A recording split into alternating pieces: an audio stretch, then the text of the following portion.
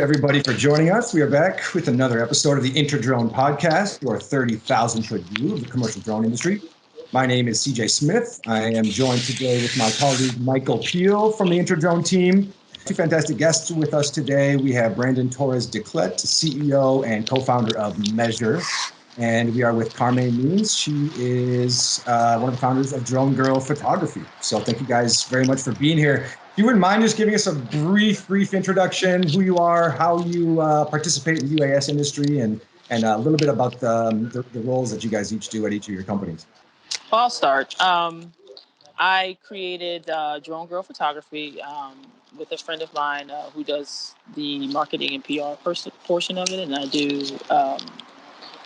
the actual shoot. So I have a small drone company that I operate, and I've worked with nonprofits and real estate and videography and cinematography. And I also have a full-time job. I am a CBS network photographer, where I also fly drones based out of Los Angeles, California, and do other photojournalism work. Brandon? Yeah, so Brandon Declet, CEO and co-founder of Measure, started Measure about 6 years ago, focused primarily on providing drone services and data collection services for enterprise customers. Late last year, sold the services division of Measure to the Aerodyne Group out of Malaysia, and have now pivoted the company completely to focus on drone software. So everything from mobile flight application to data analytics and mapping. And so very excited about what that future holds for our team. Right. Great. Yeah, thanks again for being here, guys, on this lovely Tuesday afternoon. We have 4 articles that we want to jump into and talk to you guys about, get some of your thoughts, and then we will transition to our interview with Brandon. So first on the list, drone delivery, back in the news. Notably, this article is talking about o.Wing, owned by the parent company of Google, better known as Alphabet. So one thing that really caught my eye was that o.Wing is seeing about 350% increase in month-over-month customer signups around the world. They currently operate in Australia, Finland, Virginia, and in the United States. Mike, let's kick this over to you. What are some of your thoughts on this increase in demand? Is this here to stay? Is this a temporary increase due to the coronavirus pandemic that we're all experiencing right now? Well, in some cases, I think that the increase is inevitable. I mean, it is, an Alphabet company. I think it's kind of early to talk too much about wins, because you're saying doubling from what? They're still kind of talking about a couple thousand flights, so it's not a full example of a business model at scale. They certainly have the resources, and I think of the companies you should be tracking, o.Wing, Amazon, and UPS are kind of at the forefront right here in the United States as far as even getting the ability to fly within the regulation. Brandon, you want to take? What's your take on o.Wing? So it's interesting. Obviously, the only ones I think that are going to succeed in the drone delivery game are those companies that have a lot of resources, and Alphabet being one of them. We were in the drone delivery game back in 2017 with Walmart. And, it seems to be like when you go from zero to something, you're going to show that type of percentage growth. My take is that when you start digging into the details about how they're actually doing the drone delivery, it's not that exciting. When you're operating from a container in some farm field and within a 3-mile radius of your customers, it's not everything we'd all dreamed of, where you're operating from an Amazon warehouse with hundreds of drones to customers beyond visual line of sight. So I think we'll get there eventually. I'm just really surprised at how much the media gloms onto these stories about delivery. I mean, there's so much more to our industry than drone delivery, and frankly, it is such a small part of what drones do. Yeah, I probably would say that's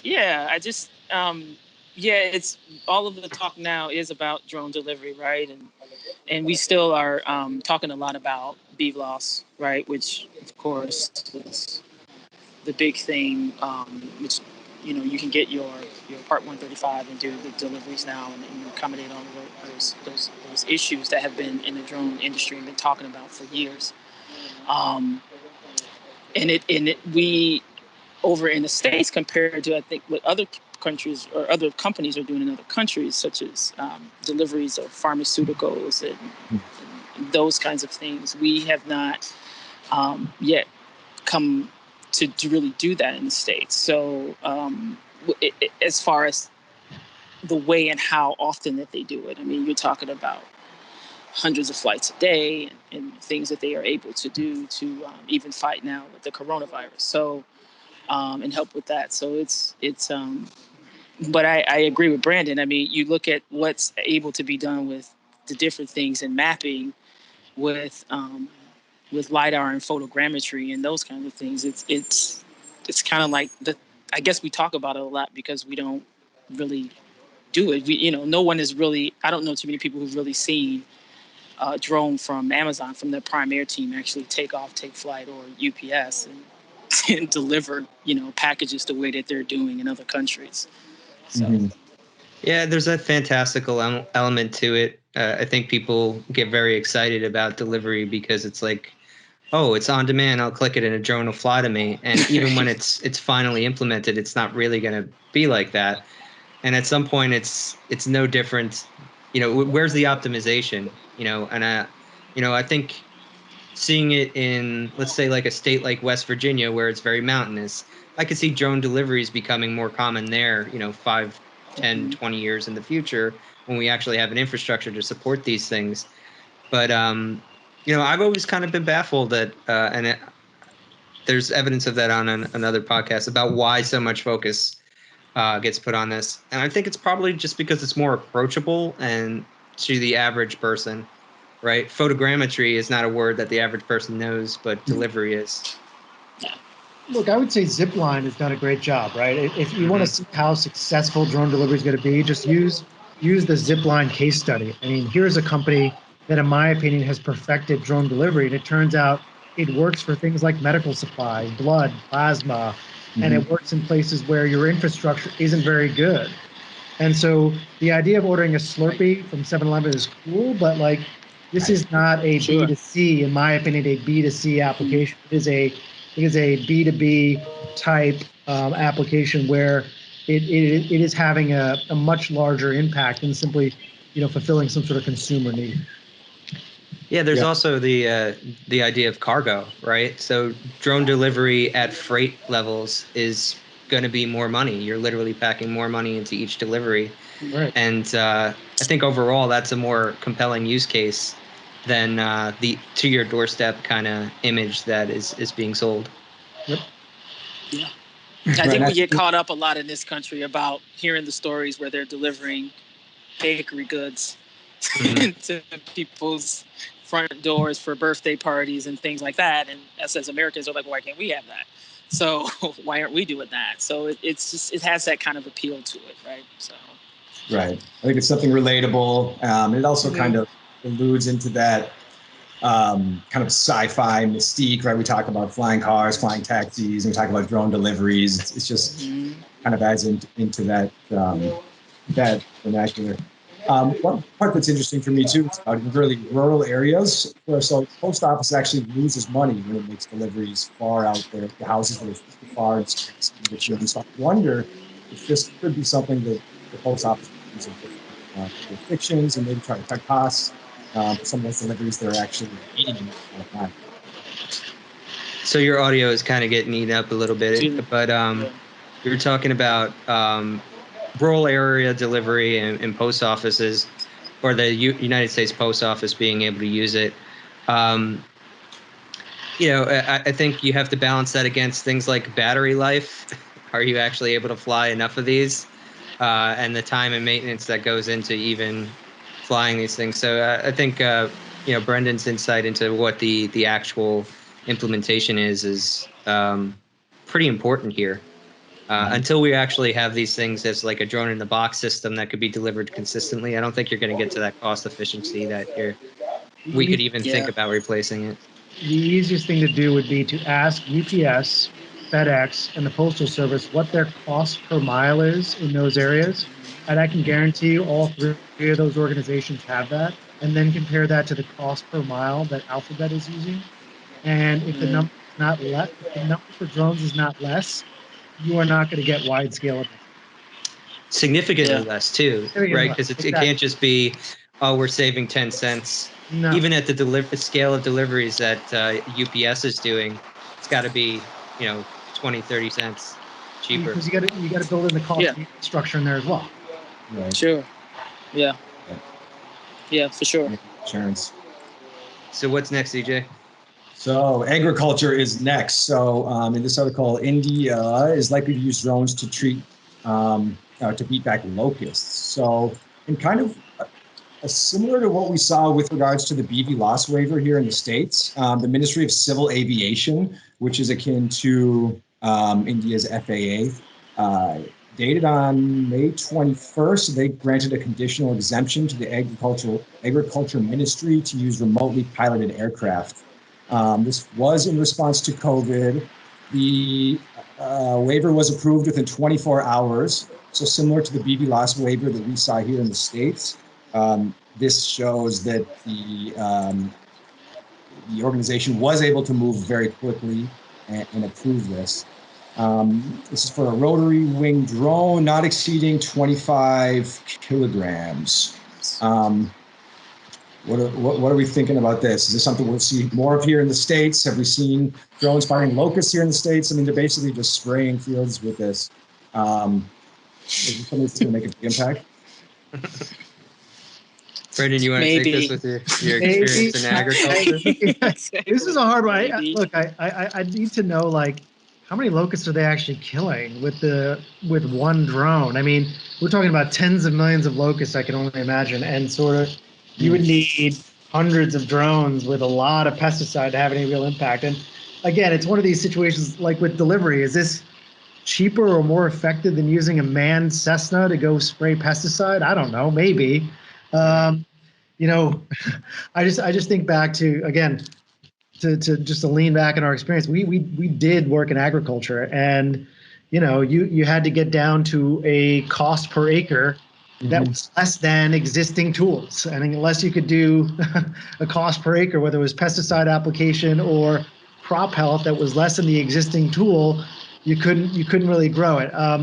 No, but that being said, these are good use cases from a research and development perspective. I think it's worthwhile as an industry and for users to really try these things out and to make a decision and collect all the data and say, look, we tried it out, it worked or it didn't work, and if it didn't work, then move on to the next thing. But and so I'm not opposed to whether it's delivery or pesticide application, as long as like we share the data with each other and then make a reasonable assessment about whether or not using the technology for that particular application makes economic sense. I mean, again, a lot of this is driving headlines as opposed to, saving money or making money. So I would love to see on all of these kind of applications that I consider more niche, what were the results? And are they something that we could reproduce elsewhere? So I picked this, CJ picks actually all the articles, but out of the ones he sent over, I picked this because there's a certain quality to these kind of freak of the week articles, like what drones are being used to eliminate bats will be next week's, right? But I also, like, when I think about the way drones are used in agriculture here in the United States versus applications in, let's say, Japan or Asia where there's terrace farming, and then that kind of cost equation changes. So I threw it in there to see if you had any perspective on that. Is this a regional concern, and does that kind of affect its profitability or its total potential? I mean, my initial thought is that if you have a small plot of land, it could make economic sense. But, here in the United States, it's, large farms over long distances. And I can imagine that your locust plague isn't going to exactly stay put. So you're talking about trying to track a phenomenon that's occurring over a large scale area. So Maybe, I don't know. Look, I'm of the mind. Try it, see if it works. Mhm. I think it's. I always like reading these articles. I think people are pushing the boundaries of the technology, which I think is good. Ultimately, people have to decide. Is this something we're willing to invest in for the long term? Another thing that I thought was really interesting about this article was that it gave me some exposure to the regulatory landscape in India. So they have essentially a remote ID of their own. They have a DAN, drone acknowledgement number, and an OAN, an ownership acknowledgement number that are issued to both commercial uses and then also just private drone operators in the country. So have you guys heard of kind of India's approach to remote ID? Do you guys have any experience with that? Or how do you even feel of the fact that they have an ownership identification number? I would assume that that's happening at the point of sale or at least near after it, whereas here there's none. Yeah, there's none. Well, Well, go ahead. I've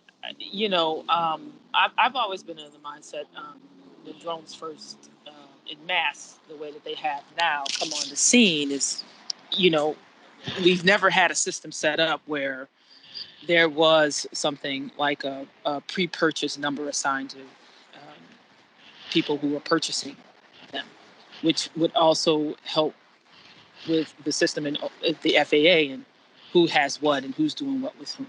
So that's always been missing, and I think that's an added, should have been something that was added from the beginning, because of course the initial concern was people can of course buy drones and do something very dangerous with them, and you're not preventing anything from the get-go, from the sale. So you're not doing background checks, you're not doing these things, and of course we've all seen the videos of people strapping all kinds of different contraptions to drones.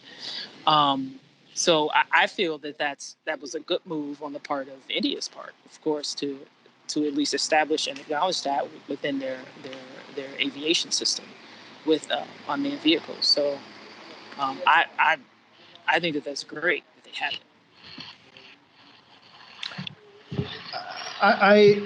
I agree. I think they're clearly ahead of the United States when it comes to figuring out remote ID. I'm of the mind that the regulations should be reasonable. So commercial operations where you're operating drones for government customers or commercial customers, I see no reason why you wouldn't have some sort of license plate, electronic or otherwise, on your drone. I don't understand the objection to that at all. I mean, one that you can make out. Right. Agreed. And not just what you print on the drone itself, but the ability for it for you to be able to pick up that ID electronically via some device. I don't understand really the objections from people who say, no, I don't want to do that. Now, if you're a hobbyist, I really see no need, right? You're not operating commercially. You're doing it primarily for fun, for what you do on the weekend. I get that. But if we're really going to scale this out and have drone deliveries and have, swarms of drones doing, roof inspections post-hurricane, I see no reason why you wouldn't want to make remote ID a reality. So you can say, okay, those are the State Farm drones. Those are the nationwide drones. And I know why they're going over that house, because they're trying to determine how much to pay out a claim for that busted roof, right? So the challenge with remote ID, frankly, is more of a bureaucratic one. Is why can't we seem to move faster? Why can't the FAA seem to move faster to get this done? I really struggle with why the level of complexity that the FAA is moving towards. I think one of the issues, and I made that case on the Unmanned Forum that we were on last week, is every month that goes by where we don't have something on the books is a month where the safety reasoning for why we need to put this bill together gets dismantled, and in a bad way, as far as community perception. There's people, there's very libertarian cohorts within the drone industry who are saying, look, a plane hasn't crashed yet. And every month that goes by, they're saying, look, there's another month a plane hasn't crashed, so why do we need all of this? Why do my rights have to be violated? Why does my privacy have to be invaded? And I think you're right in saying, like, having data about who's flying at what time actually only increases the public's acceptance of the technology, allows us to actually troubleshoot and assign blame and liability to bad actors, and also just get an idea of what's going on in the sky and create a safer environment for all people to fly in. Mm-hmm. So, India joins, I guess, a couple of countries, and maybe they got a chance to put things on the books later than us, or they didn't have kind of the staggered rollout that we did. But I think a lot of people did observe what happened in the United States as far as remote ID regulation, or even the initial kind of certification process, and said, I think we could do this differently. Mm-hmm.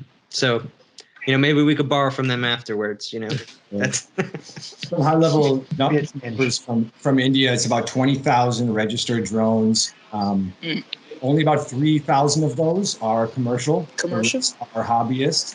And they said that everyone had to submit their drone for identification essentially by January 10th. So it just happened, and it was you had to basically supply and reach out to the administration yourself and get your registration. I think going back to Brandon's point, he says he doesn't understand the objection, and I kind of agree. No one really has objection to a license plate on their car. And I think something that came up last week too, which was really interesting, was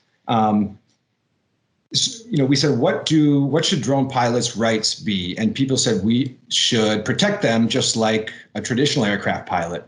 If they want to have those same rights, then why shouldn't they also follow those same regulations? And they should be kind of submitting that they're flying a drone and register their drone appropriately. And especially if it doesn't affect the hobbyist, I kind of agree. I don't necessarily understand a huge pushback from it. What's up next? Since we all agree. So we are moving into surveying and mapping. So the Remo-M, which stands for remote mapping, is a South Korean drone which just won the African Drone Forum's Lake Kivu Challenge. So we have a new kind of player fighting for position in the drone mapping market. One thing that was interesting to me was, this is a fixed wing drone. What is the competition like right now in the drone mapping market? I think, Brandon, you have a decent amount of knowledge in this space. Are there a lot of companies fighting for position for their use? Yeah, I think when it comes to drone mapping, both hardware and software have just been inundated by companies that are either building new aircraft or putting out software that can make maps and focus on photogrammetry. I think it's a very, very crowded space.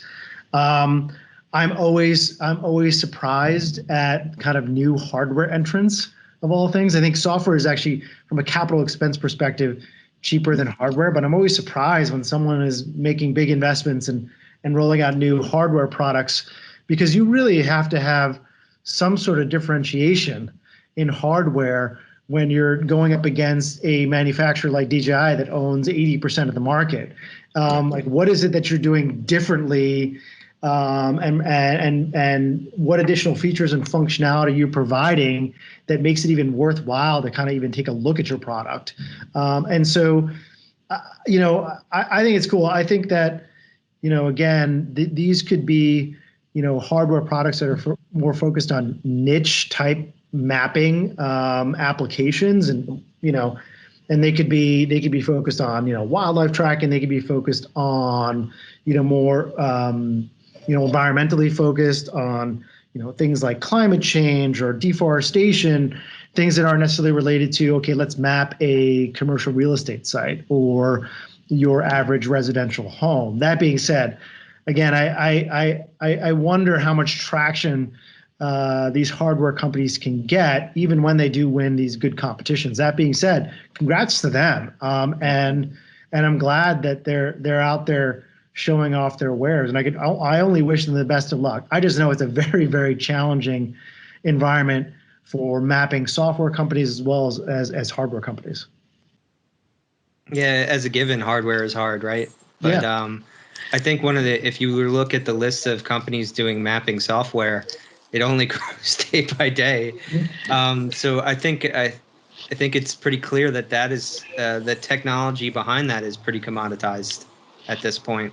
So what are you offering, even as a mapping company, that is better than the next? I think that battle will be AI insights, and that requires data collection. So if you're not going to start your mapping software company today, your chances are lowering every day that goes by. For sure. Wow. Have you done any mapping, Carmaine, or are you just strictly in the photography kind of lane? Particularly in photography, videography. Yep. Why no interest in, or not no interest, but because I don't know, but have you ever been interested in jumping into mapping? And I mean, one of I the have. things. I mean, I think it's funny. I listen to quite a bit of mapping and surveying and things like that, and it's you. I think in order for you to really, I think, give certain data that certain companies are looking for, I'm not really sure if you need some background as a surveyor, quite possibly, to pull some of this stuff off. But I think you also have to know who your where your client needs to be according to your skill set. So I don't think you need to bite off more than you can chew in such a linear like that. And me not coming from that linear, I'm coming from cinematography and videography and photography. So that's more of my thing. And that being said, I do want to get off even more into it, and I'm making moves to do that, to learn as much as I can about it, because there's a I think a nice size opportunity there. So yeah.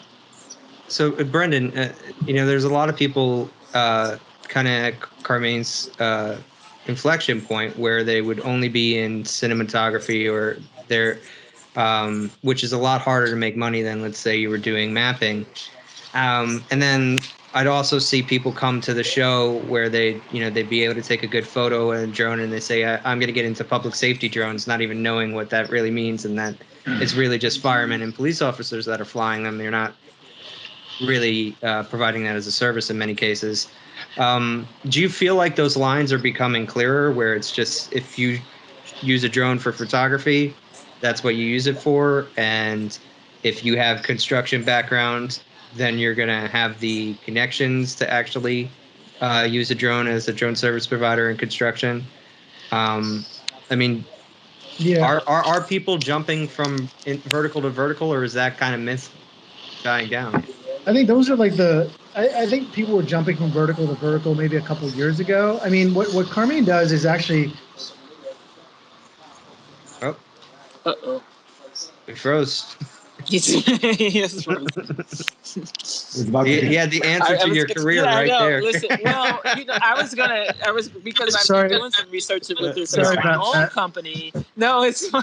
We love to see you like this. You're dropping the knowledge. Just like I was like, sorry. Where did Brandon go? No, My but I'm doing research about this with my own company and see how you can expand. I know, particularly in my field, since the slowdown of a whole economy, you're not seeing people or companies and their marketing teams spend a lot with cinematography and videography.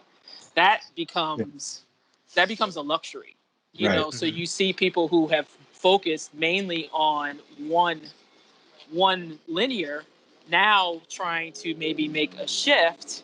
And when drones first started, most people kind of went into their own industry, what they were most familiar with and what they can give the most expertise to, not really trying to do construction or agriculture. We know too much about the science behind all of that. So yeah, I mean, I think that you're seeing that would shift back, because people, when you have a certain cinematography company and Hollywood isn't spending money, then you're gonna have yeah, you're gonna probably have some issues here.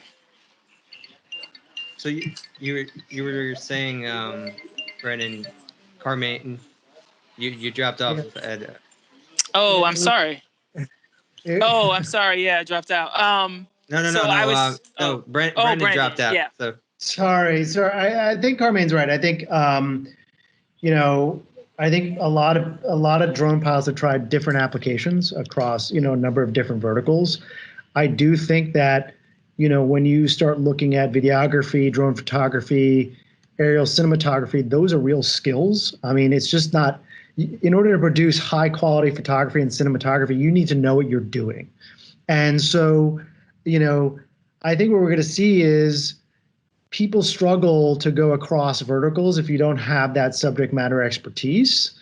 I think that the only ones who can afford to kind of do that are the bigger service providers. So you look at the Aerodynes of the world that have the capital to say, okay, we're going to hire the subject matter expert in, construction and energy and in agriculture to go after those customers and build the right flight operations around them. But then again, you're going to see plenty of people who are just focused on one vertical who are, making money because they've become the go-to, company or person in that field, and they've just developed a good reputation. And particularly in cinematography and photography, I think it's actually a pretty close-knit community where, there's probably, 50 companies or pilots in the United States who are kind of the go-to for TV shows and Hollywood and commercials, and it's hard to break in. I'll be honest, if you're not on the list, you're not going to get the call. So I think that's one of those unique applications where if you're in the club, and you're trying to break in, it's going to take some time. And if you're a bigger company, you're kind of hiring those people to get you into that line of business. So what's up next, CJ? The last article of the week, our friends at DJI are in the news again. So we spoke about this last week, but a company called o.Autel, which is another one of the, they're a large company with regards to drone hardware manufacturing, not quite the size of DJI, but they were suing DJI for patent infringement. Basically, one of their detachable rotors, o.Autel was alleging DJI stole that. One thing that was kind of funny when I was reading this article, the battle actually originally began in 2015, and the tables were turned a little. DJI pointed out that o.Autel's the X-Star drone looked a lot like their Phantom, like the DJI Phantom series, and here we are, 2020. o.Autel is suing DJI. DJI attorneys are saying that it's very unlikely that DJI will have to cease their sales and operations in the United States. But have you guys been following this story? What are some of your thoughts? Carmaine, do you fly DJI or o.Autel drones? I do. I fly DJI Phantoms and Inspires, and my my initial thought, and I've been following this for a while, so I thought that maybe o.Autel was going to possibly get one up on DJI, the Goliath of the drone industry. But it seems as though, and they were kind of going for the jugular. I mean, they were trying to stop, particularly the Mavic series, from the ones that are pre-existing, maybe not people being able to then possibly fly or do things and see some things. But it seems like from what I've read is that o.Autel doesn't have the rights to the propeller design, so you can't they can't say DJI kind of stole this patent when you don't have the rights to the patent for that particular thing. So yeah, I mean it looks like DJI is gonna win out again, and being able to continue to sell what they're selling, how they're selling it, and the designs that they have.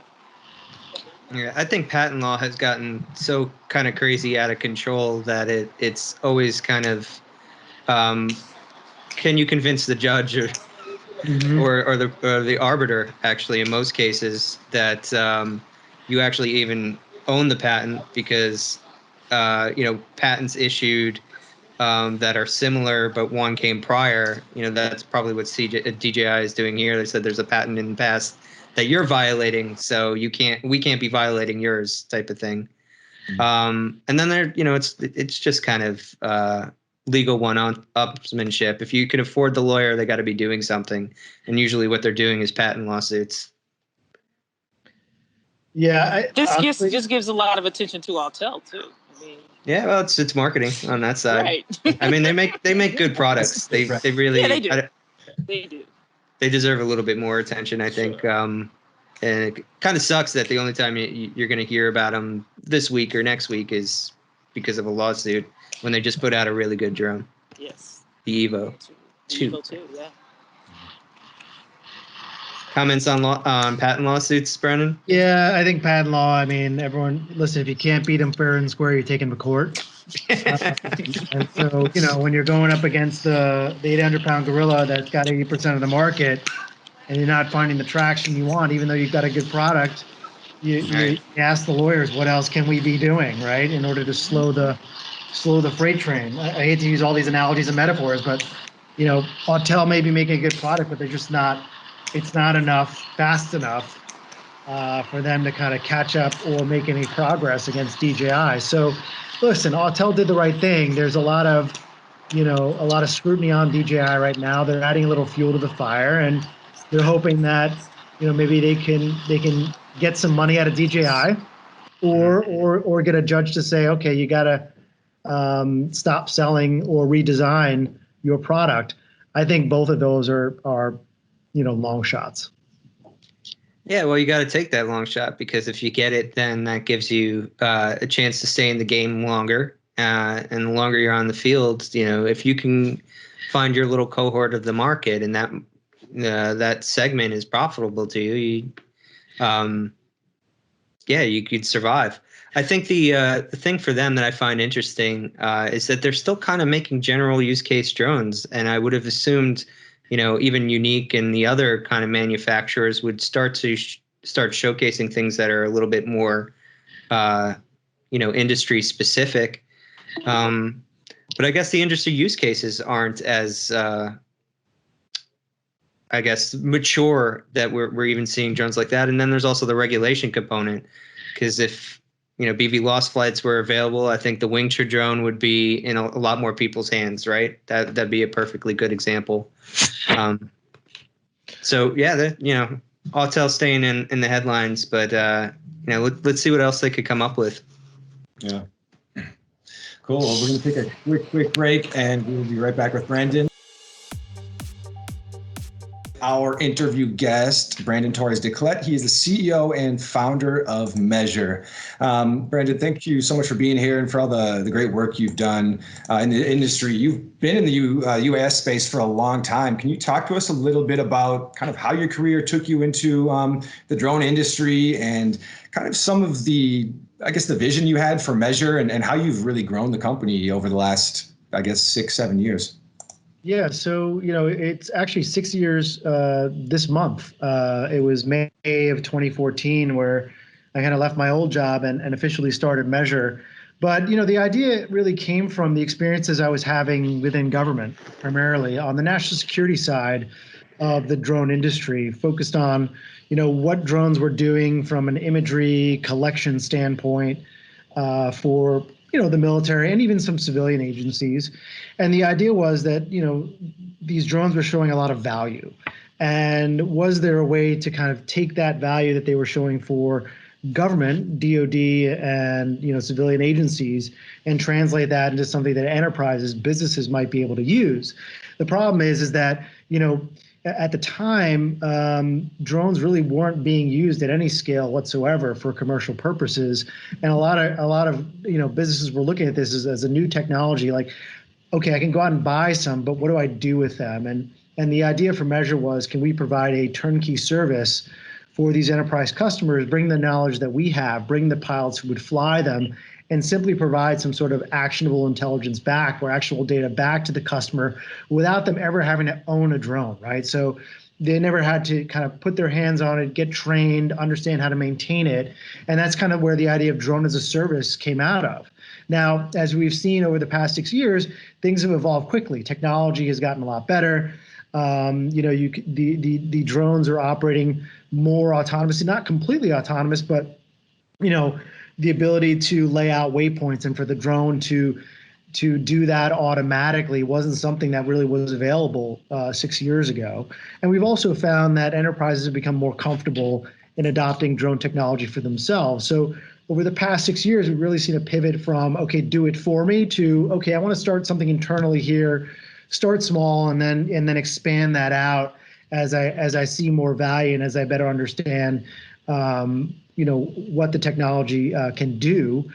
And so, we've done at Measure, tens of thousands of commercial flights, primarily inspecting infrastructure, whether it's wind turbines or cell phone towers, you name it. But we've kind of done those type of applications. And what we learned over the past 6 years was that, we can distill a lot of our operational experience into a software platform. And that's where really the genesis of ground control came from, is like we needed our own platform to run large scale operations. And there wasn't a solution out there that really looked at it from a cohesive workflow perspective. Like DJI had its flight application, and then you had to go and find a photogrammetry or mapping platform, and then you had to go find a separate fleet management, software platform.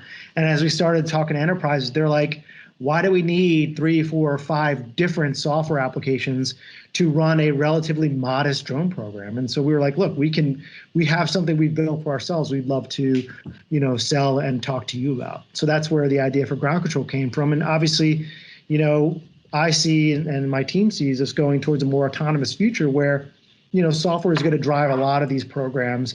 And you could really begin to scale programs as long as you have a tool that allows you to manage the entire workflow. Right. So talk to us more about your inspection business and what you were doing over at Measure. I know Aerodyne acquired your inspection services business last year. Can you talk to us a little bit about kind of the types of clients you had in the inspection business, and then talk to us about the acquisition? Yeah, so we were doing primarily, I'd say the vast majority of our customers were large energy clients. So these were asset owners. So, they own thousands of wind turbines or hundreds of solar farms and transmission distribution lines.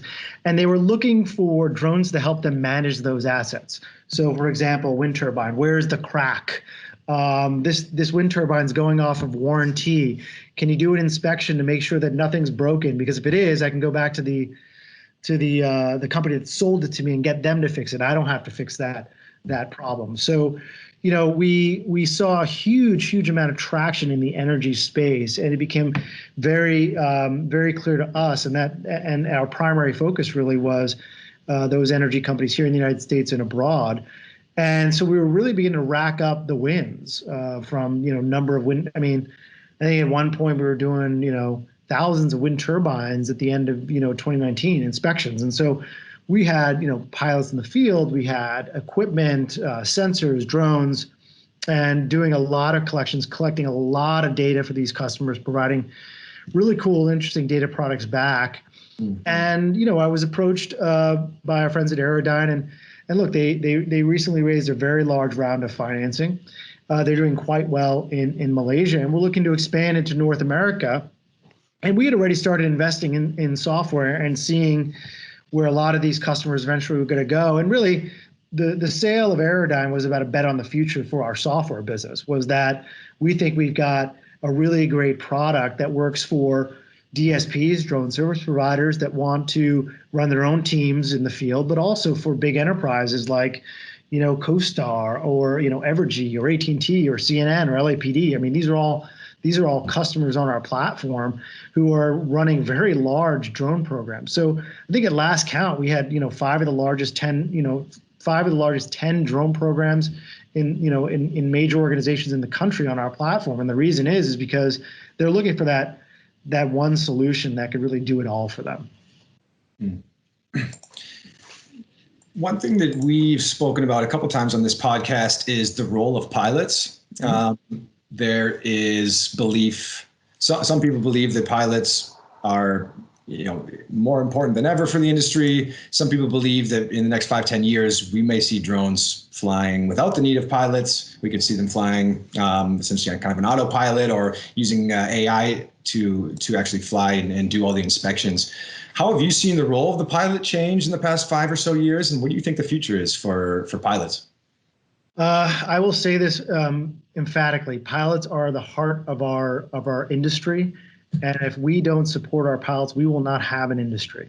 And let me tell you why I believe that. If you look at the DAC, okay, everyone talks about the DAC, everyone clamors to get a seat on the DAC. When that first rolled out under the Obama administration, I put Measure's hat in the ring, and I said, you need to have drone service providers represented on the DAC because we're actually the people out in the field doing the operations. No one else on that DAC initially had any operational experience whatsoever.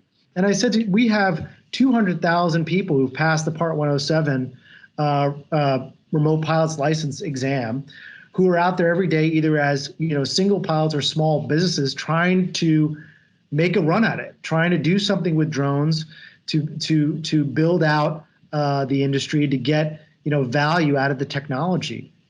And if we can't find a way to make this work for them from a regulatory perspective, to advocate for them when they need additional professional development or education, and make their voices heard on the regulatory and rulemaking bodies that are out there, I think we have a problem. I think if we think that the drone industry is going to survive, just because DJI is out there selling drones, I think we're missing a lot of what is important to seeing this industry thrive. And so you got to keep people excited about this. If people are going to invest thousands of dollars in technology and put out their shingle and take the time to take their Part 107 test, let's support them. Let's make sure they have a means to go out there and make money with their passion. And so pilots get, we're not, I don't think we're doing enough as an industry to support pilots, whether it's from a training perspective or giving them a voice on these rulemaking bodies. Yeah, I'm surprised at how you're one of the few voices that comes from that perspective. I guess in the elite vendor pool that you exist in, because I'm also looking at pure volume of advocates. We don't have as many advocates as other industries, and the pilots are really the people who speak up for what we're doing. Even internally within organizations, how many of your leads over the years had a pilot whispering in their ear that this is something that's actually doable? Mm-hmm. Because the guy behind the desk smoking the cigar, that caricature, he's now he's actually probably typing in a laptop on a treadmill, but he's still the type of person who's too busy to actually know what the on the ground details are. And if his organization is successful, it's because he's got good technological advocates underneath him. So when we don't support pilots or we tell them they're going to be useless in 2 years, I don't think we do ourselves a favor or even move us towards an automated future. Because 5 to 10 years from now, even if we're more automated than we are today, I think in terms of like conductors on a train, the guy that's punching your tickets knows every inch of that train's engine because that's required. And I think whoever's in charge of the automated systems, when we're more automated, they're going to have to be passionate about what that system is. So we need more pilots and we need more pilot advocacy. And I think the current DAC, or I forget which board it is now, but Intel's on there, and I don't even think they have a drone program. Intel's not in the drone business anymore. I mean, look, I think that the fact of the matter is that pilots in the field will tell you what's possible, right, and get it done. I mean, look, I'm all for the autonomous future, but let's be honest. Like, if you want to go out and figure out how to get remote ID done or beyond visual line of sight or flights over people, you better be talking to pilots who've done this stuff before or who understand how the technology works when it's windy, when it's about to rain, when it's 100 degrees in the middle of Texas nowhere and you're trying to do an inspection of 30 wind turbines before the thunderstorms come. I mean, these are all things that you would think regulatory bodies would want to understand about how this is actually working at scale. And if you don't understand that, you're just making it up as you go. And so the voice of the pilot is, in my opinion, incredibly important. And when we, and the same thing goes for when you're building software. A lot of companies in our space that build software and never done an operation. How crazy is that? They built and raised tens of millions of dollars, but if you ask them, how many actual drone operations have you ever done before you ever put the code down? Zero or very little. It's like, well, we copied and pasted this section of Esri's software. Right. I mean, you can't build a software that people are going to want to buy if you don't understand how they're using it or how it should be used. Yeah. That happens a lot in the journalism industry, quite a bit. You just don't have comprehensive enough drone programs. No one at those levels where we see it, it's like the exception. They really are, and they always have been. But other people, it's kind of interesting because you have those upper echelon people who have never flown a drone, who have never even studied for the exam, and then they go and send their pilots out and say, go do this. And you're like, there needs to be a level of understanding and respect for what pilots can and cannot do. And when they go and do things like that, that just, to me, it just gives me a real insight of, their mindset of just how they think the job is not as important as it really is to each and every flight that happens. Yeah, and that could lead to adoption problems too. If we're overselling and they're over expecting, and the pilot is not there to tell them this is what's possible, this is what's not possible. We get people who get upset. Like, I thought this was going to change my business model entirely, or we were going to get. I've heard 200% ROI. Well, under what circumstances, right? There might be certain circumstances where there are. I think one of the more interesting things Colin Snow brought to my attention 3 years ago was people doing power line inspections. They were finding so much damage on the line that under normal circumstances wouldn't be considered damage because nobody had inspected it, that it actually wasn't profitable for them to do the drone inspections in that little area because they decided, you know what, let's just leave the lines as they are and keep it at the human level. Yep. And those are the little stories you wouldn't find unless you had a cohort of 3 pilots who were actually doing that mission work. So pilots are going to find us the data for what's actually usable and which business cases actually work. Yeah, I think if we can't regulate the industry with human pilots, how are we going to regulate it without human pilots? So, Brandon, tell us a little bit about your time on the FAA Drone Registration Task Force. I know you served on that force. What was your role there? What was the whole task force role? And did you see some progress while you were there? I felt like that was a while ago, but I will tell you that it was a good, it was a good opportunity to start thinking about, how you regulate, commercial drones at scale. I think what happened was that we kind of lumped everyone together, hobbyists and commercial operators, and maybe that was the mistake of the Drone Registration Task Force, is that, there was plenty of history and best practices the hobbyist community, the AMA, was already following, that we should just said, look, hobbyists, continue to do what you've been doing, and commercial operators, you're doing an application that's a little bit different here. Here, there are going to be separate rules for you. And unfortunately, I think we ended up putting those two things together, and that may have been a mistake.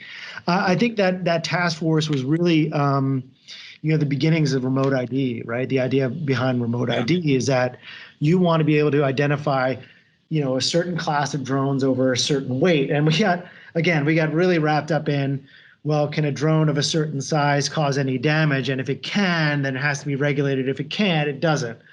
And I don't know. I mean, you can twist the science any way you want. Maybe weight limits isn't the way to go, right? Maybe it's application specific, and there's a broader risk matrix associated with how you regulate commercial drones. But again, I do think it's probably a good idea that if you're using a drone for commercial purposes, that it be registered. I don't necessarily think it's necessary if you're a hobbyist. We made everyone kind of do the same thing, and I think looking back at it now, we probably should have said, look, AMA, manage the hobbyists the way you've been doing it, and commercial is going to have to work on a different set of rules. So what about the argument that by leaving the hobbyists off the table, you have a huge data gap for safety purposes if you want to build, a more automated national airspace system?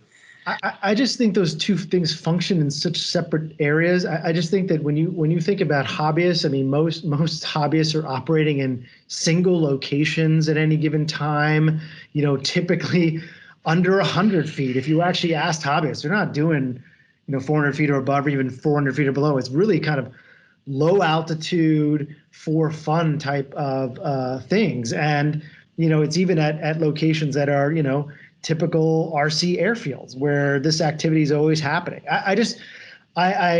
No one has shown me that like the hobbyists, the RC folks in the world are going to have a significant impact on commercial drone operations at scale. I just don't see that. I mean, it hasn't happened since the Drone Registration Task Force. And so I just don't see that as a huge complication. I'm more concerned about when the systems become more autonomous and when commercial customers and government can deploy these at scale, that we're managing those rather than worrying about the average person who is on Saturday afternoons flying at an RC park. To me, that is just not as big a concern, I think. Yeah, I would love to say I'm 100% there, but then I also hear the DoD security perspective, and that's kind of where the idea that we need to know where every drone in the sky came from. I feel like that kind of is an overcast for a lot of the commercial discussions, because it seems like the commercial people are the ones that get left out of this kind of discussion matrix here. I think you're right on one level that when we brought the hobbyists in, it muddies the waters for the discussion entirely. Because the commercial operator is most likely to be trained, most likely to run a safe operation, be concerned about liabilities. And as long as you tell them what the rules are, they can follow them and will, because they have an organizational incentive. And if you leave the hobbyists out, then, they go along doing their thing or whatever. But then the security discussion is like, how do we know when a drone in the sky is a bad actor? Yeah. I'm not sure you can actually know. I think that's one of the bigger issue. How do you measure intent? I think that's the thing is like, I get we're in a pandemic and everyone is the thinking is better safe than sorry. But again, you have to assess for risk, right? So, there are going to be bad actors, whether or not you have a license plate on the car or not, right? So people are going to drive drunk, whether you have a license plate or not. People are going to fly their drone in the wrong place, whether you have a remote ID or not. And so I think it's a little bit more complex than simply saying, if everyone was required to register, it'd be easy to identify bad actors. So, look, I think if anything, what we saw happen in the UK with drones shutting down Gatwick and Heathrow, and it turns out, well, maybe there weren't any drones at all. I don't know if having remote ID would have made it any difference, because people are going to see and report what they're going to see and report, whether it's there or not. So if we're really worried about bad actors, I don't think a remote ID is going to stop that, or registration for that matter. Right, because even if you have 97% of the drones in the sky mapped, how do you know that the one flying towards the White House is actually flying there for malintent, or it's just a jerk? A dumb kid, right? Yeah, I don't. And so again, remote ID is not the panacea. I think everyone wants it to be. I think it's actually designed for. I think a lot of big companies look at remote ID and UTM as a way to make money, right? As a way to toll folks that are using data on their bandwidth rather than identifying bad actors. Well, that's the right. If you could get it through the legislation, that you own that, yeah. Or there's new rentable bandwidth for companies. Not opposed to making money, but I think I think you have to think about it. Remote ID isn't necessarily about safety and like that. I think it's kind of weighing implementing the perfect end-all be-all situation or just implementing something that's better than what we're doing. Sometimes we don't have the luxury to wait for the perfect solution, but we just have to do something now, take a step in the right direction, and learn from it. Brandon, we have one more question for you, and we'll let you go. We've seen a BV loss waiver. We've seen a number of new use cases for drones, for UAS during the coronavirus pandemic. How have you seen COVID impact the UAS industry, and also some of your enterprise clients? How have you seen them be affected? So, I thought at the beginning of this back in, early March that, with these lockdowns that we'd see more of an impact. That being said, people are still buying the software. People are still trying it out. I think as I talk to my colleagues across the industry on the service side, I think they've seen some reduction, but not nearly as drastic as I think people thought it would be at the beginning of the lockdowns. I am pretty, I don't want to say pessimistic, but very pragmatic and realistic about what the economic impact is going to have on our industry, what the economy is going to have more broadly on our industry. So I think a lot of big enterprises and organizations are taking a second, third, fourth look at their budgets. And I hate to say it, but drones are still a nice to have, not a must have. And so when you're looking at cuts, you might look at a drone program and say, okay, we're getting some value, and the folks that run it are identifying some ROI and telling me that if we scale this out and invest more, we'll get more value, more ROI. But, maybe we cut that or put a pause on that for now until the economy gets better. So I nobody knows what's going to happen. I will say that we have not seen personally a downtick, a significant downtick, but I get concerned about the longer term economic impact.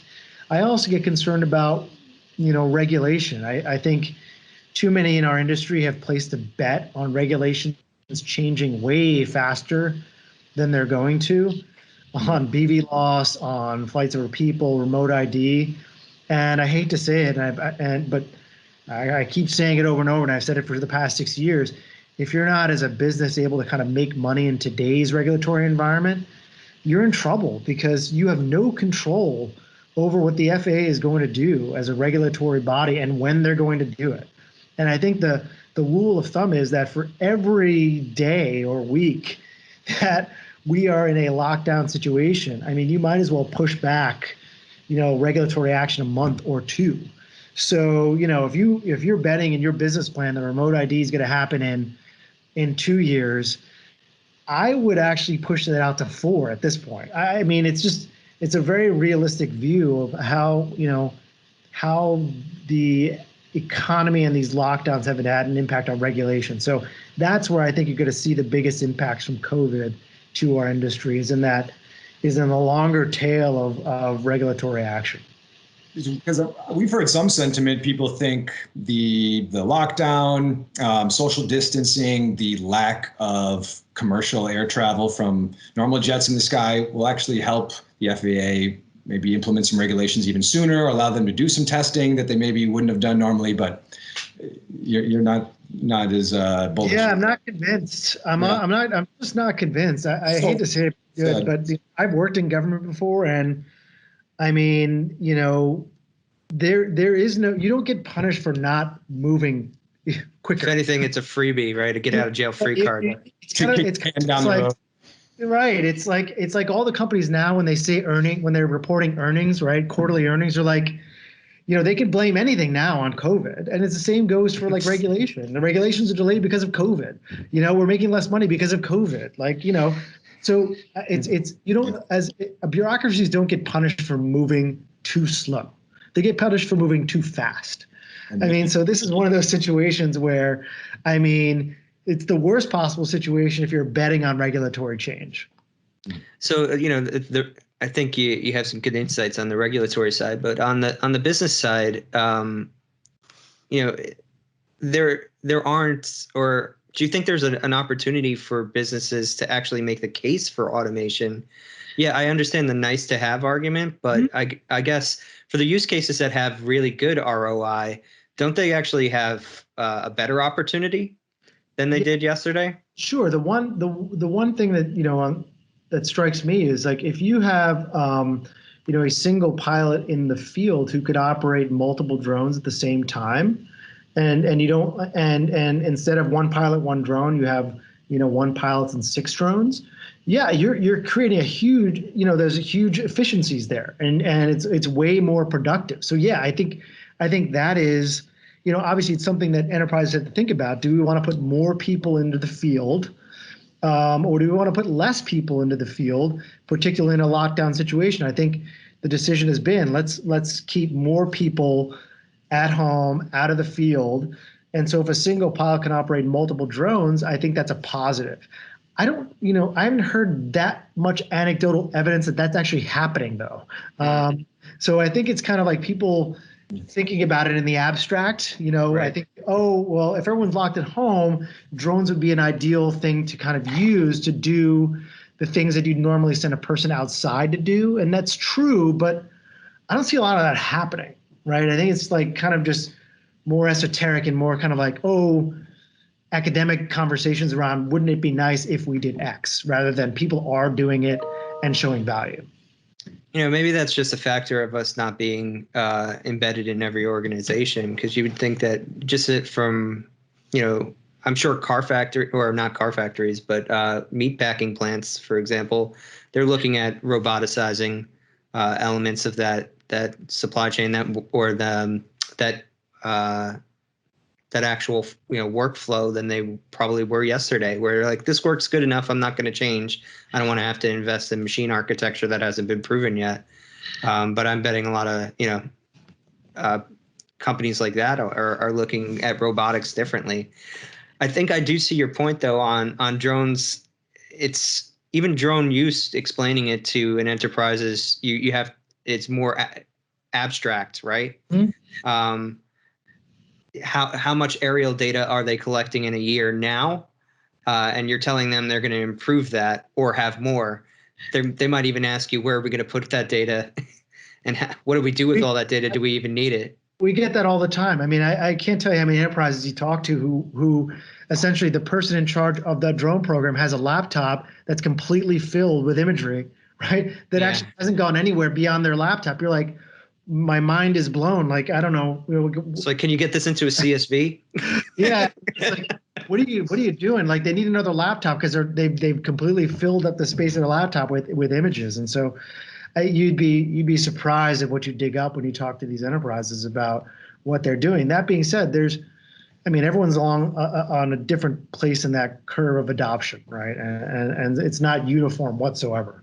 I mean, you talk to some companies that are way ahead of the curve and have no problem, onboarding new users almost on a daily basis, or even on a daily basis. We see them on our platform, and then you have others who are really struggling to figure out, like, how do we do this? Like, how much it's going to cost us? Like, why are we even doing this? And there's a lot of that. And there's still, funny enough, 6 years later, there's still a lot of the ooh-ah factor. I mean, there's still a lot of senior management at Fortune 1000 companies that want a demo just for the sake of having a demo, just for having someone come out there and fly a drone. They can take some video or some pictures. And it's just like, yeah, that's great. That was great 6 years ago, but we're not doing like demos so you guys can do some B-roll and, and put it on a commercial and talk about how you're using futurism. Yeah. Yeah. It's like not futurism.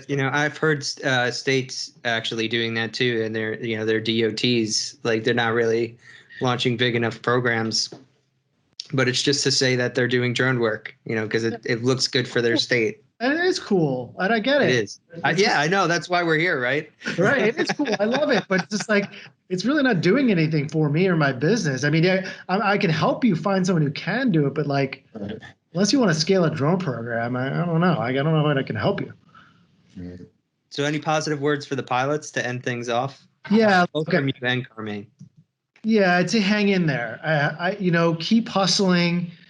Keep trying to make a go out of it. Don't give up. I think that Get on every single marketplace and put out a professional website. Keep up on the regulations. Keep pressuring organizations like AUVSI to represent pilots. Keep making your voice heard. Attend the DAC. It's public. Get out there and speak loudly about what you think is needed to push our industry forward. And I think we'll get through this. I think the drone industry has an incredibly bright future. It may be moving slower than we all anticipated, but listen, everyone I've met in this industry has a passion for it. Keep at it. And I think we could all support each other. Mm-hmm. Carmaine? Carmaine, any final thoughts or words of hope for pilots? Oh, it's pretty much, I agree with 1,000% with everything Brandon said. Right. Everything that he said. He says it. For pilots, I mean, I agree. I think, when you attend even conferences like InterDrone, I mean, that was the first drone conference I attended. And I got just a really an eye-opening experience into what people are doing in different linears and how important these different jobs such as piloting, what they do in different linears. So that, and you get exposed to so much more in someone else in a different industry. If you can take an application that someone's doing in mapping and even apply it to my industry in regards to doing something different, it just opens up the imagination of what's possible. So, and it's like Brandon said, everyone that I know, mostly everyone that I know is passionate about it. I meet some people who are just like, oh, this seems fun. I'll raise my hand. Let's do it. Mm-hmm. But I think for the most people who I've met in the beginning stages of this stuff, like back in 2013, 2014, who I networked with about drones daily, you guys, it's, we do have a true passion for it. We want to see things change in the right way. This is going to make, particularly what we do here in the States, possible as much as we can to progress the industry. So, keep at it. All right. Keep at it. And the InterDrone will be here to support all of our pilots the way possible. I want to thank both of you guys for joining us. I know we're coming up on that hour. Carmaine, how can people get in touch with you to ask any questions or learn a little bit more about your work? They can get in touch with me at my website, dronegirlphotography.com, or they can get in touch with me via email at c.j.means@gmail.com. And I'll be happy to, talk to whomever. That's how you can get in touch with me. Great. And Brandon's same question for you. Yeah, you can reach us at measure.com, or you can find me on LinkedIn. Just type in Brandon Torres Declet and send me a message, and I'm happy to respond. Me as well. LinkedIn and Facebook page. Okay. We will put we'll put those links in the description of this podcast. I want to thank everybody for listening. This will be on Spotify, SoundCloud. It will be on the InterDrone website and wherever pods are casted. So thank you guys again for being here, and we will see everybody next week. Thank you, guys. Thanks, Thank you for having me. Thanks. Thank you.